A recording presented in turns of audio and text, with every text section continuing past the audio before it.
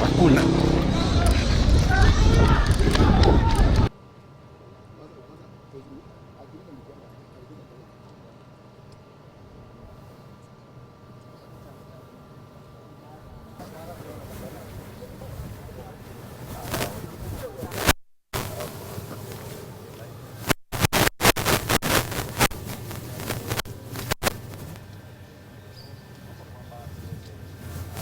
Nimekuwa kwa shughuli ya kupiga picha kama kawaida, so nikiwa pale junction kuna gari ya GSU walikuwa wanashika vijana wakeka kwa gari, so nilikuwa napiga hiyo shot, wakanikujia, wamenitandika, wameniingiza pale ndani, wakadelete kila kitu kwa kamera na wamechukua, wamebaki na hiyo kamera, wameninyang'anya flash disk nilikuwa nayo, wamecheck kwa mfuko, kila kitu kwa simu yangu wamedelete, na sikuwa hata natumia simu, na wameambia vizuri sana, pia ndio hii badge niko nayo, wanaijua vizuri sana, mwenye macho ambia angalie.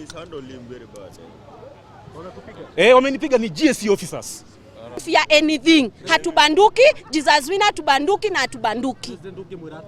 Nye president no de mwireda kenderio guoya, Ngai niwe wa muthurire, ti ithuĩ twa muthurire, ithuĩ tuthiaga na roho wa Ngai. Roho wa Ngai akiuga tuthie mwena uyu na ndagakue andu. President ndukakue andu, president ukuhoya umakue no huthu, ndukamakas na ndukanarie miario mioru. Ithuĩ dadi atwira omuthe na tumitaga spiritual dad. If I don't have a dad, I have a good dad who takes care of me. Riu twauga atiriri, president ndagamakue, dadi witu ni twamohera na kiohere andu aria othe mamwaritie uru. Andu makugeretia kuingira kiroko na kuri manyitwo na thimu, no bishop ni oiga ni ohera mundu wothe ukugeretia guka kurugamia kigongona no geria kwira andu especially the youth andu aria maramuhuthira matiga kumuhuthira ni tondu ndungirwa na kigongona kia Ngai. There is no way ungikorwo ri against God. Ngai niwe watumbire turi ithuothe, andu magerie tu mahe Ngai gitio, mahe anene itu gitio, mahe munene wa bururi gitio, mahe mabishop na mapastors gitio.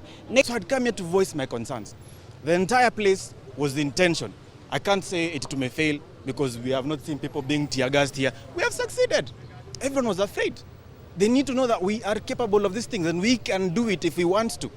I could see Pastor Mwai mentioning Gen Z every 5 seconds. Go check the video. Every 5 seconds, Gen Z, oh, Gen Z that. Gen Z, oh, Gen Z that. It's because they know now that we can do something about it. And we're not going to sit down when they're ruining our country.